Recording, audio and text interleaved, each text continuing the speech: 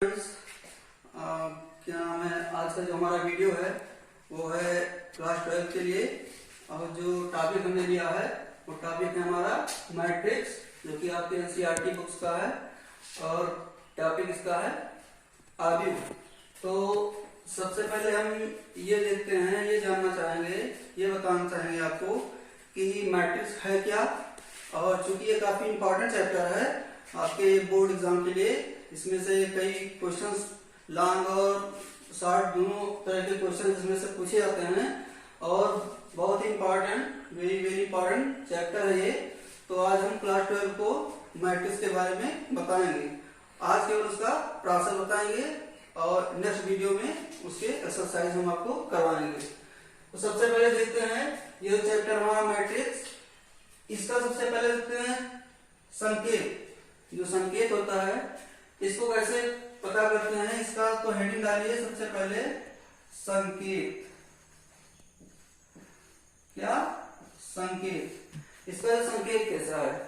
जैसे आप लोग जब छोटी छोटी कक्षाओं में पढ़ते थे तो आप देखते थे पोस्टर लगाते थे, कई प्रकार के पोस्टर लगाते थे। कुछ एक पोस्टर कुछ इस तरह का होता था, हम लोग इसको कहते थे बड़ा पोस्टर। तो इसका जो संकेत है सिमिलरली बिल्कुल ऐसे ही होता है। अब संकेत ये तो समझ में आ गया। अब संकेत की बात आते हैं इसके डेफिनेशन। इसका डेफिनेशन क्या है, वो डेफिनेशन आइडिया करिए, लिखिए, बोले लिखिए। संख्याओं या फलनों को, संख्याओं या फलनों को आयताकार सारणी में सुव्यवस्थित ढंग से लिखना आव्यूह कहलाता है। संख्याओं या फलनों को आयताकार सारणी में सुव्यवस्थित ढंग से लिखना आव्यूह कहलाता है। हो गया, चलिए अच्छी बात है। आगे देखते हैं, जैसे एज एग्जाम्पल एक हमने कहा कि आयताकार, जैसे मान लिया लिख दिया हमने 2, 4, 6, 5, 7, 9, ये क्या हो गए, संख्याएं हो गई। और उसके बाद हमने कहा फलन, तो फलन कुछ भी हो सकता है, जैसे x² + 2x + 1, 3x + 2, 6x + 9, 8x, ये एक एज एग्जाम्पल ये हमारा डेफिनेशन के अकॉर्डिंग, ठीक है। तो जब हमने डेफिनेशन बताया कि आयताकार सारणी में सुव्यवस्थित ढंग से लिखना आव्यूह कहलाता है, तो ये आव्यूह का डेफिनेशन, ठीक। अब बात करते हैं उसकी कोटि, आव्यूह की कोटि। वो कहां, आव्यूह की कोटि क्या होती है, हेडिंग डालिए आव्यूह की कोटि। कोटि को क्रम भी कहते हैं। क्या, क्रम। आव्यूह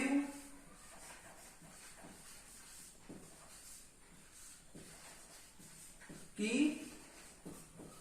कोटि यानी क्रम, या फिर डालिए,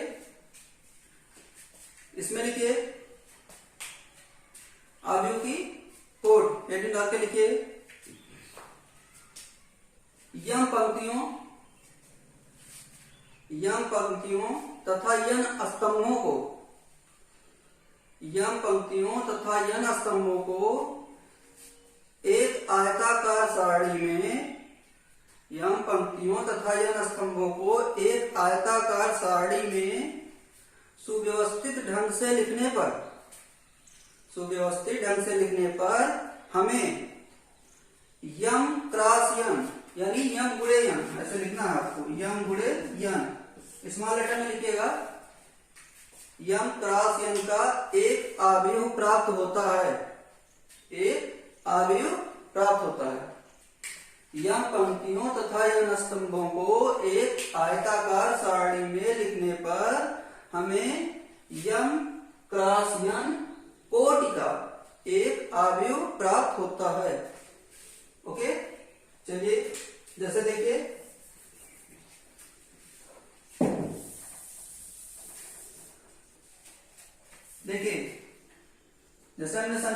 किया था, तो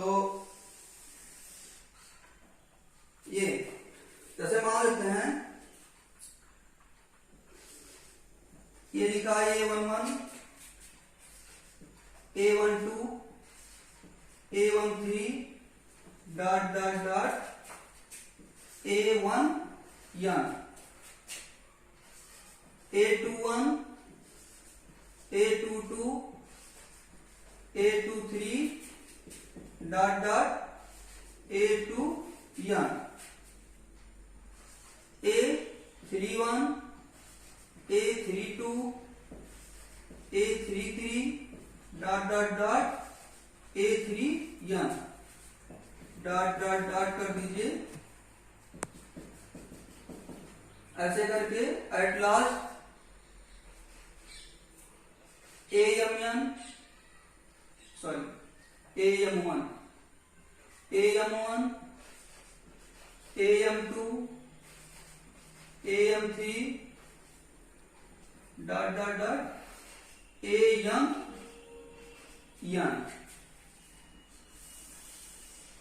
ये क्या होगा, इसको इक्वल टू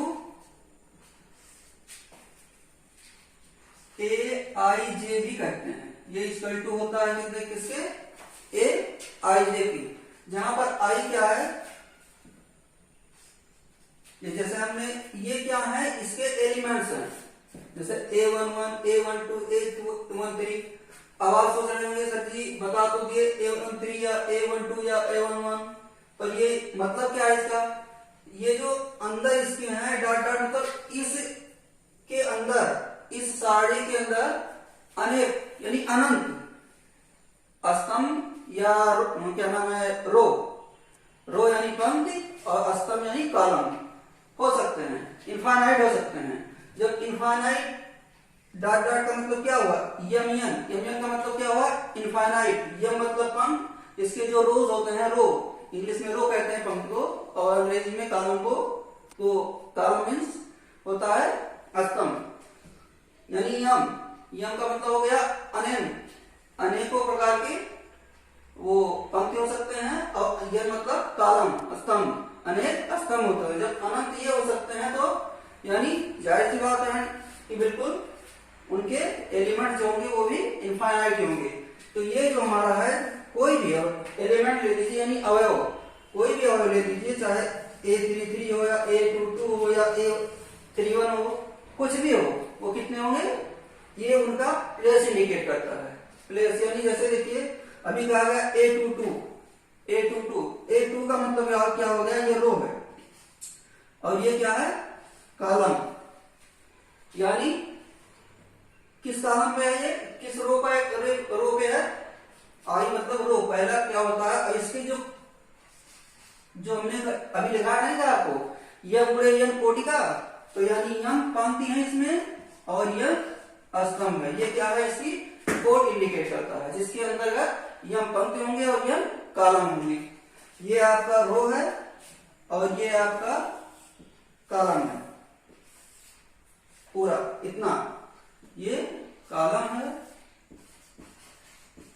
और ये रो है, यानी ये दूसरी कॉलम, सॉरी दूसरा रो, यानी A2, ये जो I है, यानी पहला 1 2 दूसरा रो और दूसरा 1 2 दूसरा कॉलम, ये शो करता है कि यहाँ पर जो एलिमेंट लिखा हुआ है वो उसका स्थान क्या है, वो दूसरे रो और दूसरे कॉलम पर लिखा हुआ है। एज ए न्यूमेरिकल एग्जांपल ले लीजिए, जैसे मान लिया 3 2 6 5 8 0 ये लिखा हुआ है। अब आपसे कह दिया जाए कि बेटा जरा बताओ, या कोई क्वेश्चन ही करे, पुटअप करे आपसे कि बेटा जरा ये बताओ कि यहाँ पे A32 की वैल्यू कितनी होगी, A32 की वैल्यू कितनी होगी।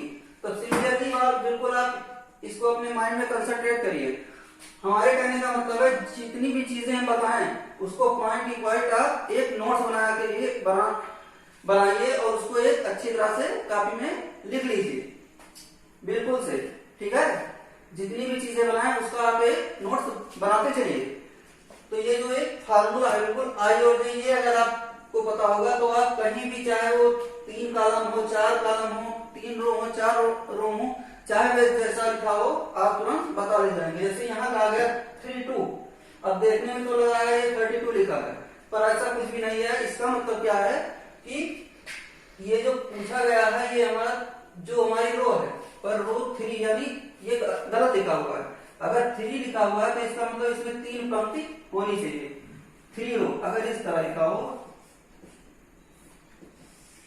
जैसे लिखा 506 ये। अब अगर पूछ लिया गया कि बेटा बताओ जरा इसमें A32 की वैल्यू कितनी है, तो आप क्या करेंगे? 3 यानी 3 क्या इंडिकेट करता है? यम, और ये यन, ठीक।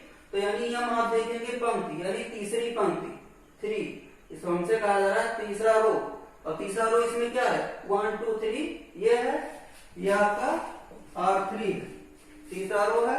और कॉलम जे क्या है? कॉलम, कॉलम कौन सा है? दूसरा, यानी ये C2 दूसरा कॉलम। तो तीसरे रो में अगर जाया जाए दूसरे कॉलम में, तो ये क्या कहां पहुंचेंगे? तीसरा रो और दूसरा कॉलम यानी 2, एक में तो आएगा तीसरा रो और दूसरा कॉलम, तो कौन सा होगा? तीसरा रो और दूसरा कॉलम, ये A32 आपका ये इंडिकेट करेगा 2 सॉरी ये 8 आएगा, 32 आपका 8 आएगा, 22 नहीं, ये C22 होता तब आपका 8 नंबर 8 यही आएगा आपका। अंडरस्टैंड? चलिए ठीक है। अब फिर देखते हैं अगला जो हेडिंग, ये समझ में आ गया ना? ये क्या हमने बताया, ये जो होता है ये एक फार्मूला है, इसी के आधार पे, इसी के बेस पर जितने सारे हमारे सवाल जो है लगेंगे। अंडरस्टैंड? ये तो उसका एक प्रोसेस हमने दे दिया है, नमूना बताया है, ठीक। चलिए आगे बढ़ते हैं, देखिए अगली हेडिंग डालिए। हाँ देखिए अगली हेडिंग, अगला देखो जो टॉपिक है हमारा आव्यूह के भाग। अब आप हेडिंग डालिए आव्यूह के भाग। आव्यूह के भाग में देखो, जैसे इसको दो भाग, इसके दो भाग होते हैं, दो भागों में इसको बांटा गया है। जैसे ट्रेंगल पढ़ते थे तो ट्रेंगल के दो भाग होते थे, एक कोणों के आधार पर और एक भुजाओं के आधार पर। तो उसी तरह इसके भी दो पार्ट्स हैं। दो पार्ट इसके कौन कौन से हैं? दो पार्ट, एक है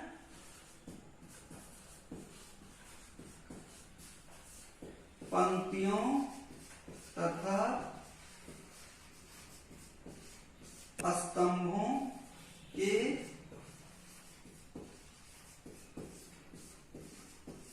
आधार पर, पंक्तियों तथा स्तंभों के आधार पर। और दूसरा क्या है? अवयवों के मानों के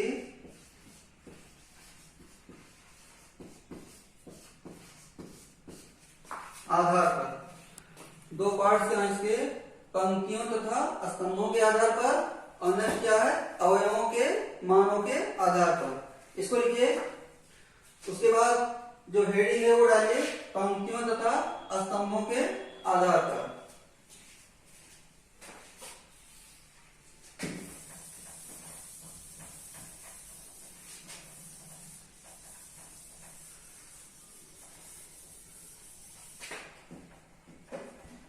पंक्तियों तथा स्तंभों के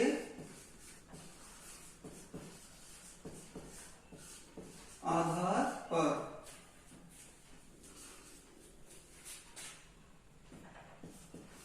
यानी basis on the row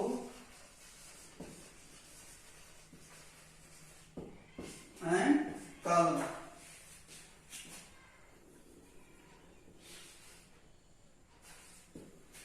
basis on the row and column. Okay, इसमें देखिए पहले हेडिंग डालिए, इसमें आप पहले हेडिंग डालिए क्षैतिज आव्यूह। क्या? क्षैतिज आव्यूह। इसमें आप हेडिंग डालेंगे क्षैतिज आव्यूह। लिखिए उसमें वह अवयव या ऐसा अवयव जिसमें पंक्तियों की संख्या स्तंभों से कम होती है। ऐसा अवयव जिसमें पंक्तियों की संख्या स्तंभों की संख्या से कम होती है क्षैतिज अवयव कहलाता है। देखिए क्षैतिज का मतलब होता है बेटा, जैसे कोई चीज हो पड़ी हो, जैसे रेल की पटरी आपने देखा, सड़क देखा, ये सब चीजें, ये सब क्या है? क्षैतिज है। बात समझ में आई? इस पेन को देख रहे हो, अगर इसको इस तरह पूछा जाए तो इसकी किस आकृति में है? क्षैतिज है। ठीक, आई बात समझ में? बात समझ में आ रही है? तो वही हमने कहा, एक होता है क्षैतिज अवयव, तो उसमें लिखिए ऐसा अवयव जिसमें पंक्तियों की संख्या स्तंभों से कम होती है।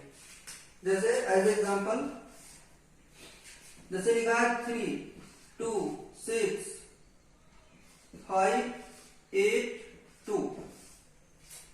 ये क्या है? देखो इसमें पंक्ति कितनी है?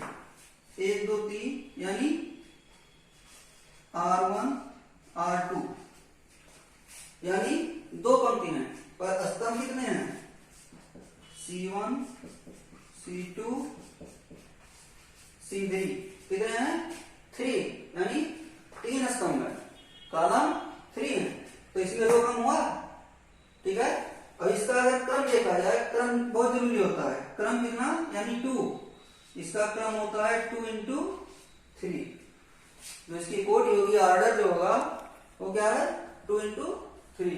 बात समझ आई? चलिए ठीक है, अब अगली हेडिंग डालिए। ये देखा क्षैतिज अवयव, क्षैतिज अवयव। ठीक, अगली हेडिंग जो होगी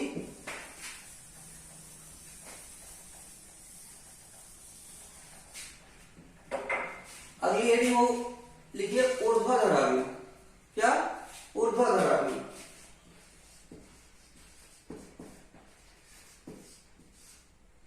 ऊर्ध्वाधर अवयव। ऊर्ध्वाधर अवयव क्या है? लिखिए बिल्कुल जस्ट अपोजिट। ऐसा अवयव जिसमें पंक्तियों की संख्या स्तंभों से अधिक होती है।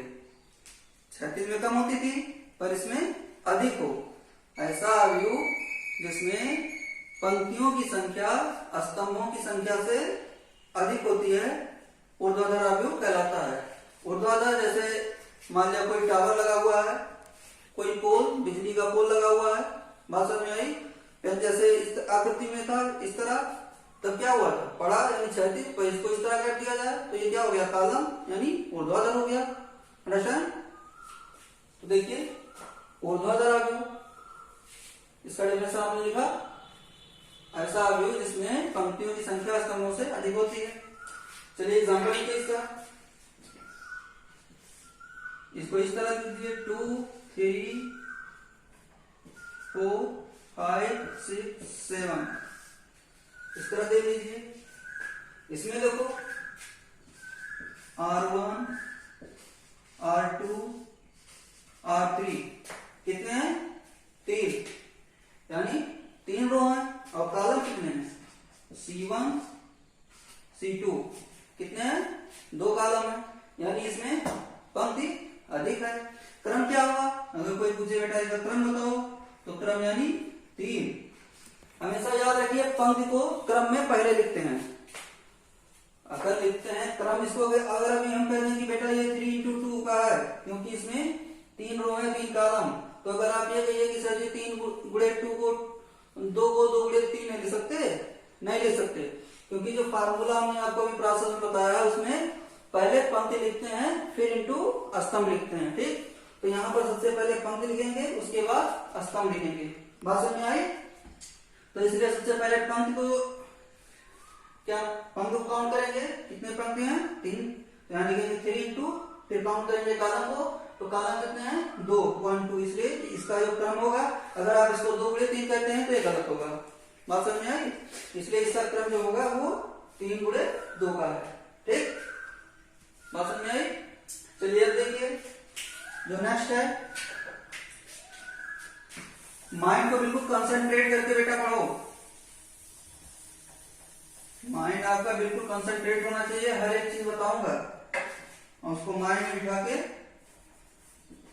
पढ़िए और हमारी बातों पे बिल्कुल ध्यान दीजिए। जैसे अगला जो है वो है वर्ग आव्यूह। वर्ग आव्यूह, अब वर्ग आव्यूह, वर्ग तो हर कोई जानता है, सब कुछ आप भी जानते हैं। वर्ग क्या होता है? जिसमें सब कुछ इक्वल हो। सब कुछ का मतलब चारों भुजाएं इक्वल होती हैं। तो सिमिलरली उसी तरह इसमें पंक्ति और कॉलम दोनों इक्वल होने चाहिए। तो लिखिए ऐसा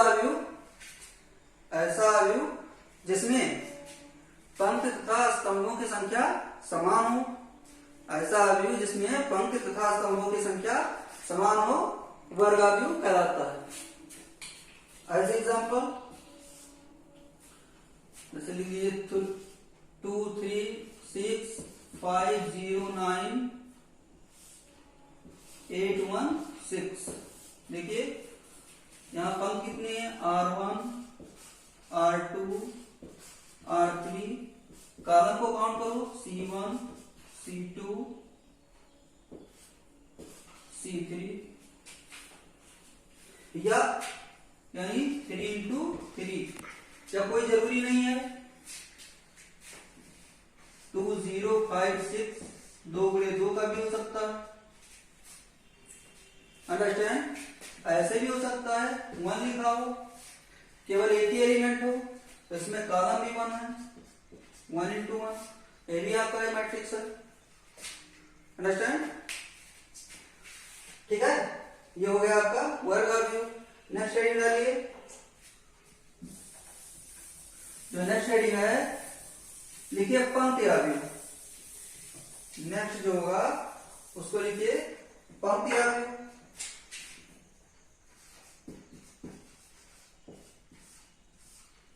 पंक्ति आव्यूह, पंक्ति आव्यूह में लिखिए ऐसा आव्यूह जिसमें केवल और केवल एक पंक्ति हो। ऐसा आव्यूह जिसमें केवल और केवल एक पंक्ति हो पंक्ति आव्यूह कहलाता है। जैसे एग्जाम्पल लिख देते हैं 2 6 5 या 8 1। केवल एक ही पंक्ति है R1।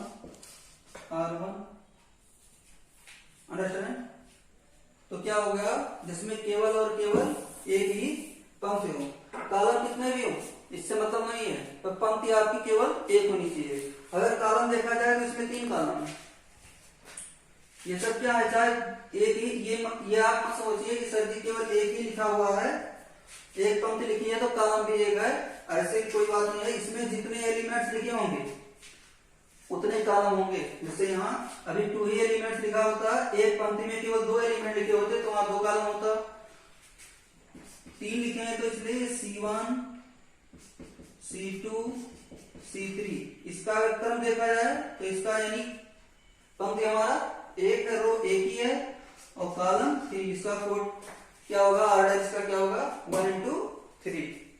ठीक है, लिखिए नेक्स्ट हेडिंग डालिए।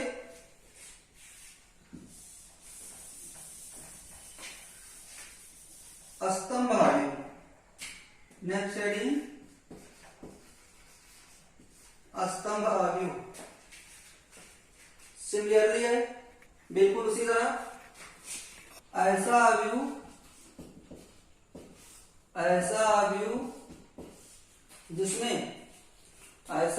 जिसमें केवल और केवल एक स्तंभ हो। केवल और केवल एक स्तंभ हो स्तंभ आव्यूह कहलाता है। जैसे देखिए एग्जांपल हमने दिया है 2 का भी हो सकता है 1 5। ठीक, हमने बताया ना इसमें इनफाइनाइट अनंत क्या नाम है कॉलम या अनंत रो हो सकते हैं। तो जब अनंत कॉलम या अनंत रो होंगे तो बिल्कुल इसमें कितने होंगे एलिमेंट्स जो इसके वो भी इनफाइनाइट होंगे। अब इसका अगर देखा जाए तो कॉलम तो केवल एक है C1 और इसका जो रो होगा वो R2 R3 यानी 3 रो है इसमें। तो इसका जो क्रम क्या होगा, इसका क्रम 3 हो गया क्योंकि रो 3 है, 3 into 1। इसका जो कोटि है, जो ऑर्डर क्रम क्या है, 3 into 1। चलिए ये तो हो गया हमारा पंक्तियों तथा स्तंभों के आधार पर। कितने हुए, 5। अब नेक्स्ट है जो हमारा वो क्या था, अवयवों के मानों के आधार पर। नेक्स्ट हेडिंग अवयवों के मानों के आधार पर। पार्ट इसका था वो क्या था, पंक्तियों तथा स्तंभों के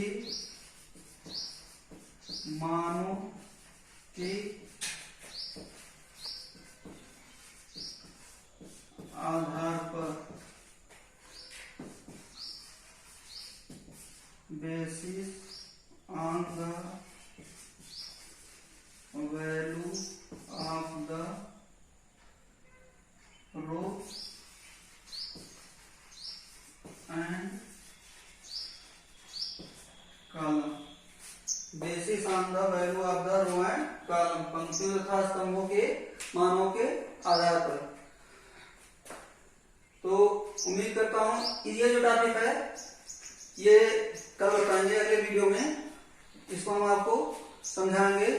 और उम्मीद करता हूं कि जितनी चीजें आज हमने बताई हैं उसको आपने अच्छी तरह से समझी होगी, अच्छी तरह से उसको माइंड किया होगा आप लोगों ने अपने माइंड में।